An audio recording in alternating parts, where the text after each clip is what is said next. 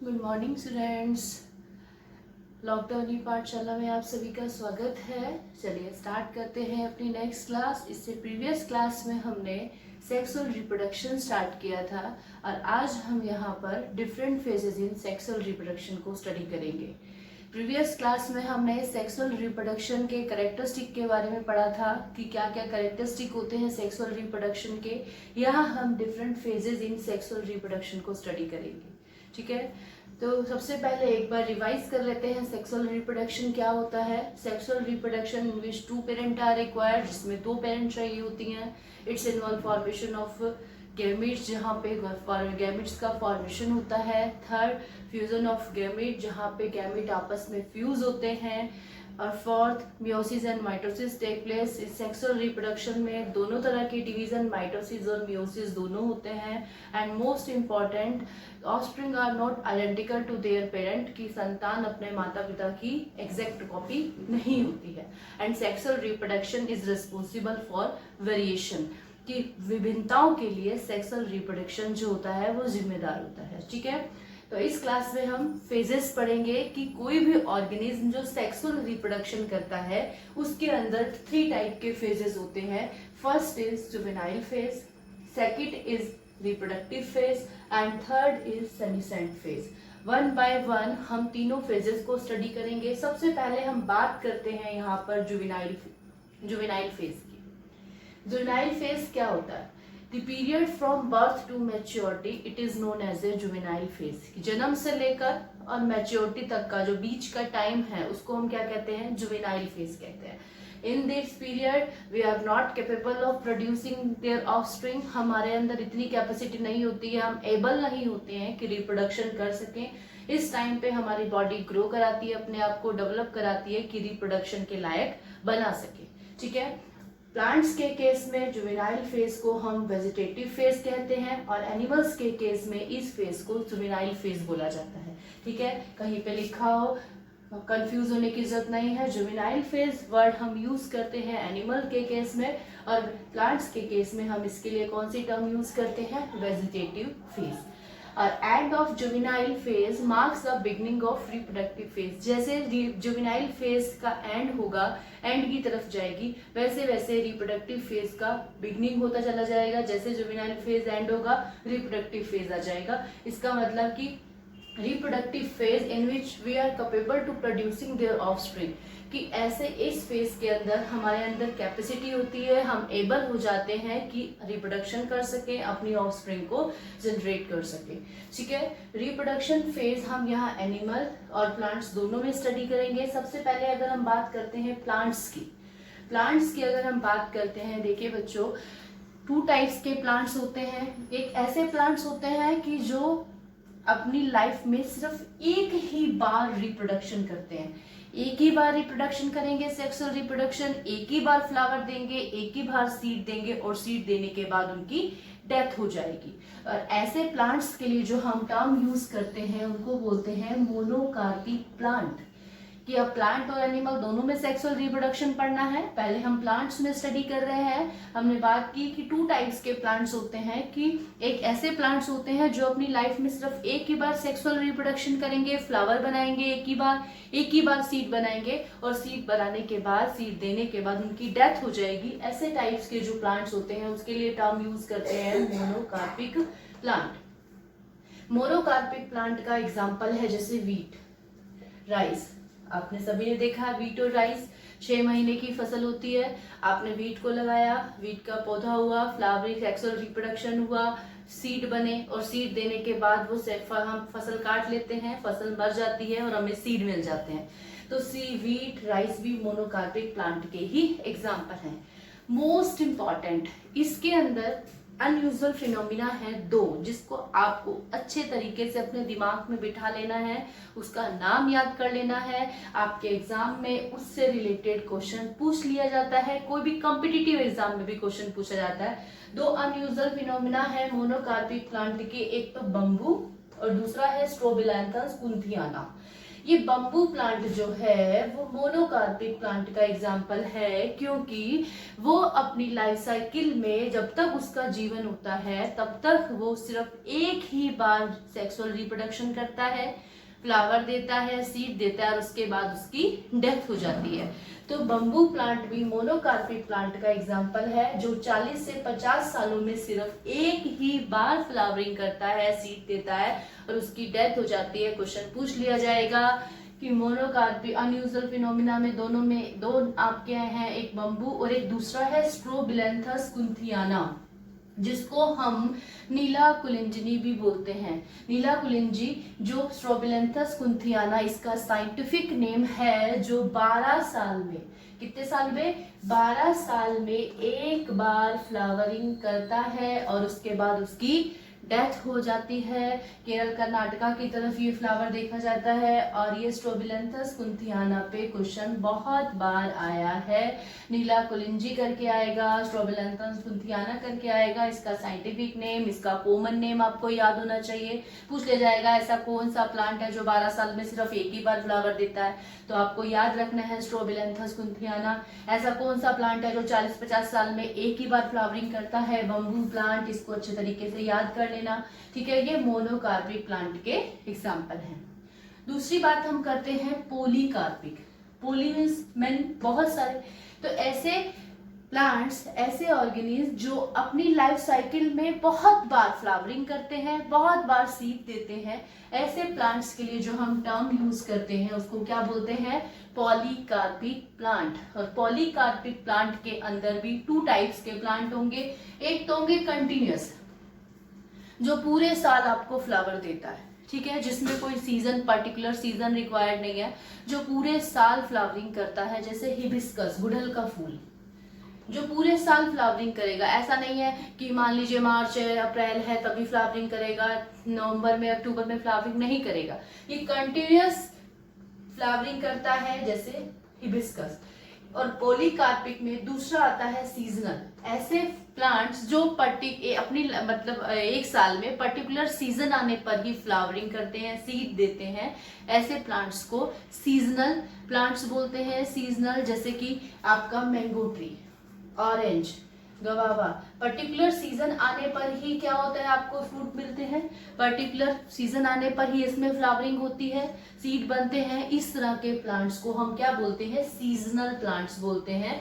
ये भी पॉलीकार्पिक के अंदर 2 टाइप्स के पढ़े हमने। एक पढ़ा कंटिन्यूअस, जो पूरे साल, थ्रू आउट द ईयर, वो पूरे साल आपको फ्लावरिंग देगा, और एक ऐसे प्लांट्स होंगे जो पर्टिकुलर सीजन आने पर ही फ्लावर देते हैं, सीड प्रोड्यूस करते हैं, लेकिन वो अपनी लाइफ साइकिल में बहुत बार कर रहे हैं। ऐसा तो नहीं है मैंगो ट्री एक अपनी पूरी लाइफ साइकिल में सिर्फ एक ही बार आम दे रहा है। आपके घर में बहुत सारे पेड़ होंगे जो आप देखते होंगे, जो हर साल आपको क्या है कि फ्रूट प्रोड्यूस करते हैं, फ्रूट देते हैं, लेकिन पर्टिकुलर सीजन आने पर ही देते हैं। तो ये इसके पॉलीकार्पिक प्लांट्स के एग्जाम्पल है, ठीक है। उसके बाद हम बात करते हैं एनिमल की। एनिमल की बात करने से पहले हम इस फेज पे आते हैं, क्योंकि छोटा सा फेज है, इसको पहले एक बार स्टडी कर लीजिए, उसके बाद हम एनिमल्स के बारे में स्टडी करेंगे, वो थोड़ा कॉम्प्लेक्स है, ठीक है। सेनिसेंट फेज। सेनिसेंट मतलब बुढ़ापा, कि जब हमें बुढ़ापा आ जाएगा तो क्या हो जाएगा, हम स्ट्राइल हो जाएंगे, हमारे अंदर उस समय कैपेसिटी नहीं होगी कि हम रिप्रोडक्शन कर सकें, हम अपनी ऑफस्प्रिंग को प्रोड्यूस कर सकें।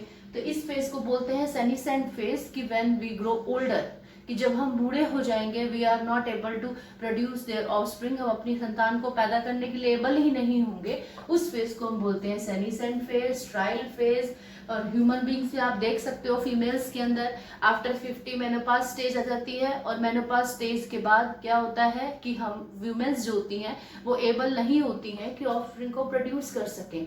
तो ये स्ट्राइल फेज है, जिसमें organism grows older and lost the capacity to produce their offspring and it is known as a senescent phase। इसको हम बुढ़ापे से भी कंसीडर कर सकते हैं, स्ट्राइल फेज भी कह सकते हैं।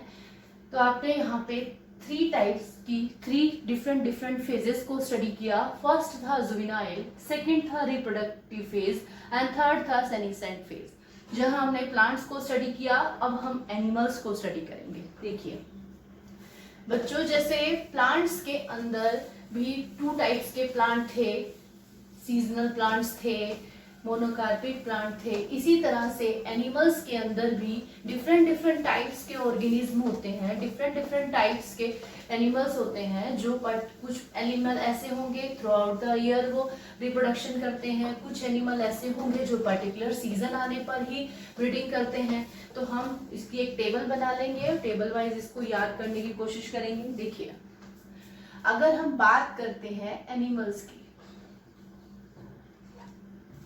एनिमल्स भी प्लांट की तरह टू टाइप्स के होंगे। एक तो होंगे कॉन्टिन्यूअस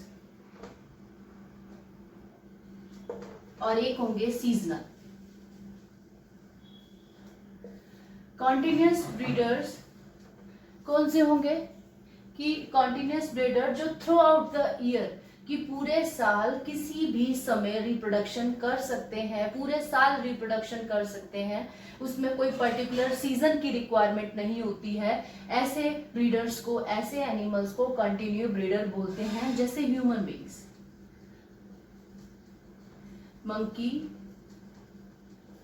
एपिस, एप्स और गिबन,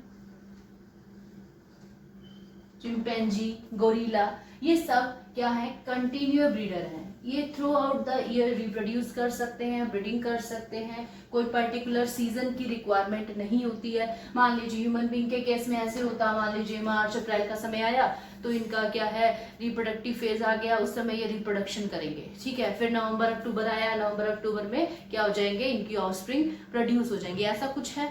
अगर ऐसा होता फिर तो सारे हॉस्पिटल भर जाते कि नवंबर अक्टूबर का समय आ गया, उस समय तो सबके घर में क्या होता कि सबके घर में ऑफस्प्रिंग, सबके घर में एक बर्थ हो रहा होता, किसी को कोई खुशी नहीं होती। अब क्या होता है, हम देखते हैं ह्यूमन बींग्स में through out the year reproduction होता है, उसके अंदर ऐसा कोई सीजनल पर्टिकुलर सीजन की रिक्वायरमेंट नहीं होती है, ठीक है। अब एक बात आपको पता होगी, humans, monkey, apps, gibbon, chimpanzee, gorilla, ये किसके अंदर आते हैं? प्राइमेट्स हैं।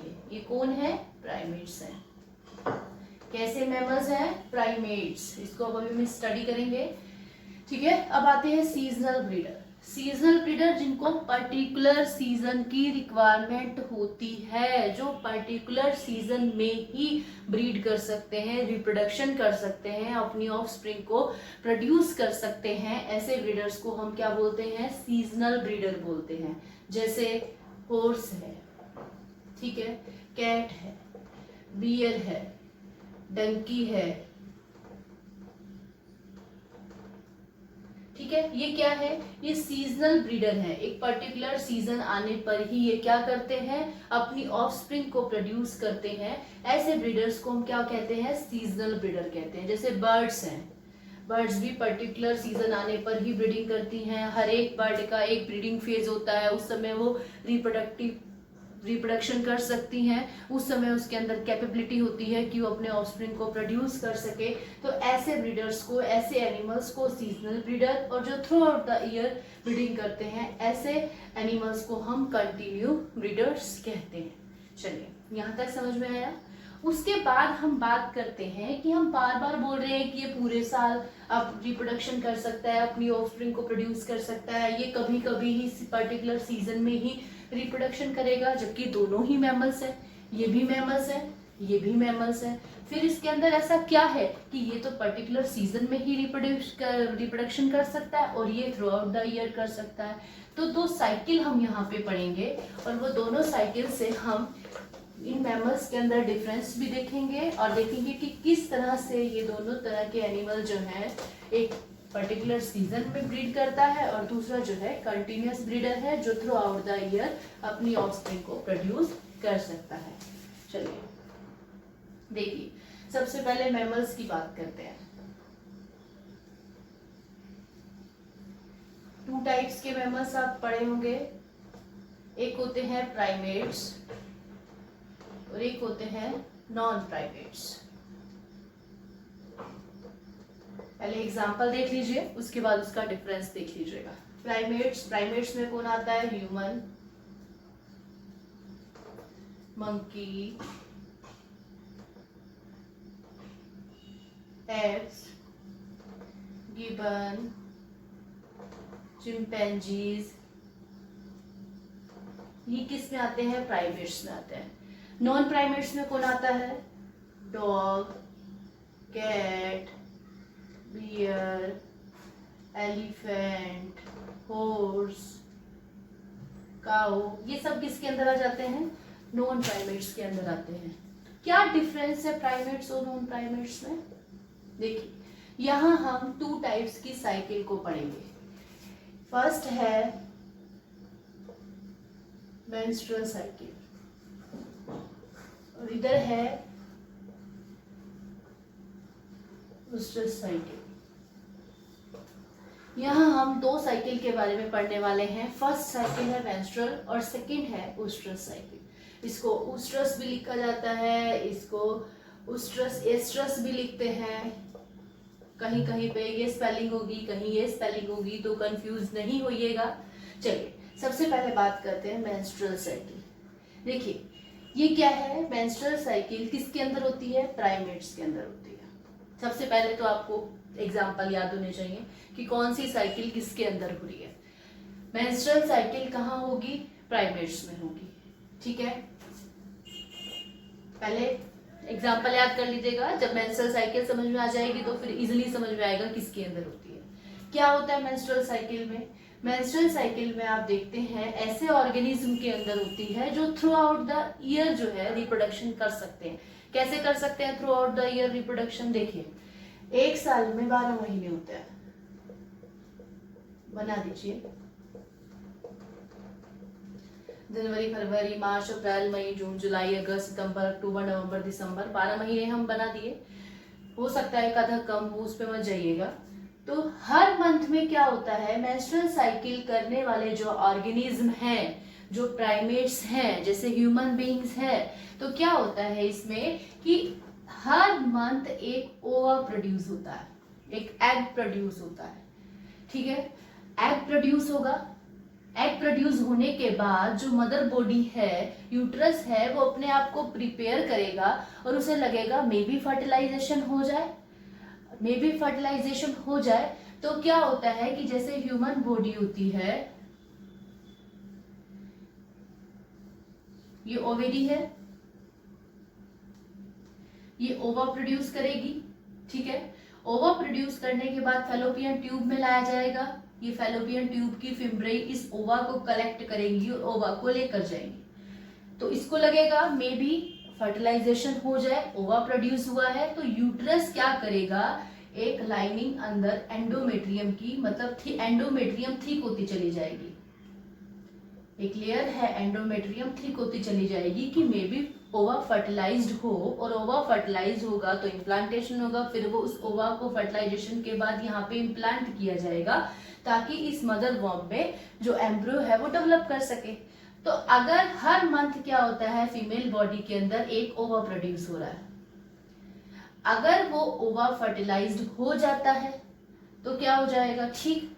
और अगर ये फर्टिलाइज नहीं हुआ तो ये ओवा क्या हो जाएगा? डिस्ट्रॉय हो जाएगा और यूट्रस के अंदर बनी हुई जो एंडोमेट्रियम की लेयर है ये भी क्या हो जाएगी? ब्रेक डाउन हो जाएगी। क्योंकि बहुत सारे हार्मोन्स ऐसे होते हैं जो प्रेगनेंसी को कंटिन्यू करते हैं। ठीक है, वो ही उसमें उस प्रेगनेंसी को कंटिन्यू करेंगे, एंडोमेट्रियम को थिक करेंगे ताकि इम्प्लांटेशन कर सके। अगर ओवा फर्टिलाइज नहीं हुआ तो एंडोमेट्रियम का कोई यूज नहीं है, तो ये एंडोमेट्रियम क्या हो जाएगी? ब्रेक डाउन हो जाएगी। और जब एंडोमेट्रियम ब्रेक डाउन होगी तो वो in the form of bleeding release हो जाएगी। जब हर मंथ ओवा प्रोड्यूस हुआ, हर मंथ चांस है रिप्रोडक्शन के, तो ये 12 महीने है तो 12 महीनों में हो रहा है, हर मंथ में हो रहा है, तो इसका मतलब हम कंटिन्यू ब्रीडर है। हर मंथ हम रिप्रोडक्शन कर सकते हैं, कोई पर्टिकुलर सीजन की रिक्वायरमेंट नहीं है। तो मेंस्ट्रुअल साइकिल प्राइमेट्स के अंदर होती है जिसमें ब्लीडिंग होती है। क्यों होती है? क्योंकि एंडोमेट्रियम जो लेयर है वो ब्रेक डाउन होती है, और एंडोमेट्रियम ब्रेक डाउन होगी तो क्या होगी? ब्लीडिंग होगी। और इस तरह की साइकिल को क्या बोलते हैं? Menstrual cycle. इस साइकिल को हम ह्यूमन रिप्रोडक्शन जो आपका चैप्टर है उसमें कंप्लीटली स्टडी करेंगे। इसलिए यहाँ पे अभी शॉर्ट में बताया जा रहा है कि मेंस्ट्रुअल साइकिल जिसमें ऑर्गेनिज्म में ब्लीडिंग होती है, हर मंथ ओवा प्रोड्यूस होता है। अगर ओवा फर्टिलाइज हो गया ठीक है, अगर नहीं होगा तो एंडोमेट्रियम ब्रेकडाउन हो जाएगी और ब्लीडिंग हो जाएगी। ये साइकिल किस में होती है? प्राइमेट्स में होती है, ह्यूमंस में, मंकी, एप्स, गिबन, चिंपैंजीज में। तो मेंस्ट्रुअल साइकिल करने वाले कौन है? प्राइमेट्स। यहाँ तक समझ में आया? उसके बाद हम बात करते हैं, अब समझ में आ गया कि हम लोग कंटिन्यू ब्रीडर क्यों है? क्योंकि हर मंथ एक ओवा प्रोड्यूस हो रहा है और मे बी चांसेस हैं फर्टिलाइजेशन होने के, इसीलिए हम कंटिन्यू ब्रीडर के अंदर आते हैं। ठीक, अब हम बात करते हैं, हटा देते हैं इसको नहीं तो ये कंफ्यूज करेगा, उस्ट्रस साइकिल की। अब बच गए कौन? Non primates. प्राइमेट्स कंप्लीट हो गया, अब बच गया हमारा यहाँ पे नॉन प्राइमेट्स। अब नॉन प्राइमेट्स जिसमें ब्लीडिंग नो ब्लीडिंग, इसमें ब्लीडिंग नहीं होती है। मेंस्ट्रुअल साइकिल जिसमें ब्लीडिंग हो रही थी, तो नॉन प्राइमेट्स में ब्लीडिंग नहीं होती है। Second, endometrium is absorbed.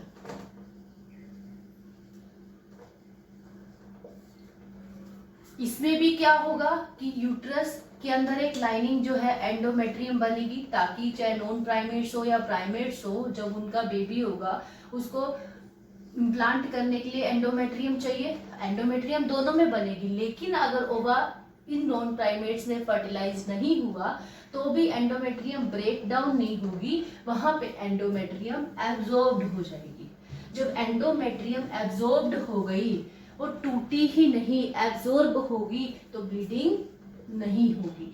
तो उस्ट्रस साइकिल और मेंस्ट्रुअल साइकिल में यही डिफरेंस है कि वहां ब्लीडिंग हो रही थी, यहाँ ब्लीडिंग नहीं हुई।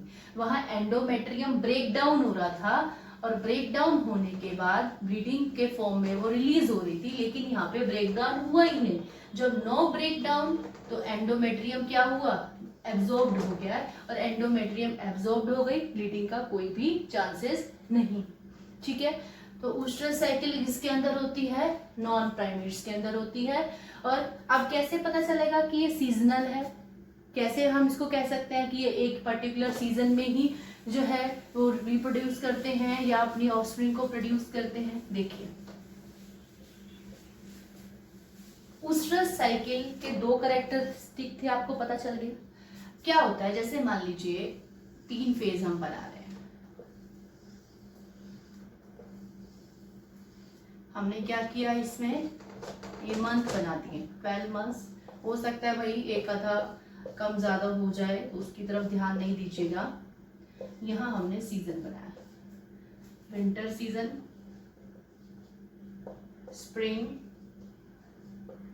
समर, ऑटम, सर्दियां, बसंत ऋतु, गर्मियां और पतझड़। ठीक है, ये 12 महीने बना दिए। उस्ट्रस साइकिल क्या होती है? उस्ट्रस फेज क्या होती है? अगर हम बात करते हैं oestrus phase, it is the period of sexual heat in which sexual mating take place. कि एक ऐसा इन ऑर्गेनिज्म के अंदर, नॉन प्राइमेट्स के अंदर, जिसके अंदर उस्ट्रस साइकिल होती है। उस्ट्रस फेज का मतलब होता है कि इन ऑर्गेनिज्म में जब ओव्यूलेशन होगा, ओवा बनेगा, तो उस समय इनको एक पर्टिकुलर हीट चाहिए होती है। वो हीट इनकी अगर पर्टिकुलर सीजन में उस फेज में बन रही है, सेक्सुअल हीट जिसको हम बोलते हैं, जिसमें वो मेटिंग कर सकता है, मतलब कि female organism is looking for mating, sexual mating, जहां ओवा प्रोड्यूस होगा। कि एक तो नॉन प्राइमेट्स के अंदर जिनके अंदर उस्ट्रस साइकिल होती है, उसके अंदर एस्ट्रस फेज होता है। एस्ट्रस फेज क्या होता है कि मान लीजिए कि एक पर्टिकुलर ऑर्गेनिज्म के अंदर उसको एक पर्टिकुलर मंथ में, पर्टिकुलर सीजन में उसके अंदर सेक्सुअल हीट डेवलप होगी, जिस समय ओव्यूलेशन होगा, उस समय वो मेटिंग कर सकता है। ओव्यूलेशन जब होगा, ओवा को फर्टिलाइज करा सकता है। वो पर्टिकुलर सीजन में अगर हो रहा है, तो इसलिए हम इसको बोल देते हैं वो सीजनल ब्रीडर है। जैसे कि फर्स्ट केस हम देखते हैं, एक ऐसे ऑर्गेनिज्म होते हैं कि मान लीजिए उसमें जून के महीने में एक ही बार, साल में एक बार सेक्सुअल हीट जनरेट हुई, उस समय पे क्या हुआ, ओवा बना, और जब ओवा बन गया तो चांसेस है उसके फर्टिलाइजेशन होने के। तो साल में अगर एक ही बार सेक्सुअल हीट प्रोड्यूस हुई और एक बार ओवा बन रहा है और उसके चांसेस है फर्टिलाइजेशन के, उस समय सेक्सुअल हीट मतलब कि जिस समय ऑर्गेनिज्म सेक्सुअल मेटिंग कर सकता है, ओवा को फर्टिलाइज्ड कर सकता है, अब ये साल में एक बार हुई है, तो इस साइकिल को हम बोलेंगे मोनोएस्ट्रस साइकिल। कि ऐसे ऑर्गेनिज्म जिसमें एस्ट्रस फेज सेक्सुअल हीट जो है सिर्फ साल में कितनी बार आया, एक बार आया। तो एक बार आया तो ओवा भी रिलीज हुआ उस समय। तो जब एक ऑर्गेनिज्म के अंदर ये oestrus phase only one time होता है थ्रू आउट द ईयर, एक साल में सिर्फ एक बार आता है, इस फेज को मोनोएस्ट्रस साइकिल कहते हैं। ये किसके अंदर होती है, जैसे बियर के अंदर, भालू के अंदर, ठीक है, फॉक्स के अंदर, व्हाइट टेल्ड डियर के अंदर।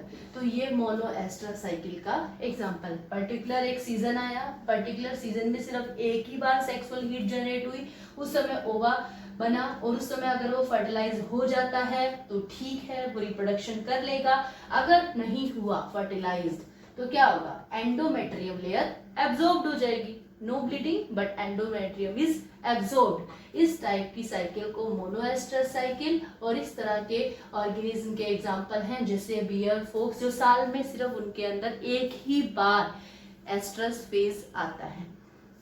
अब बात करते हैं पॉलीएस्ट्रस।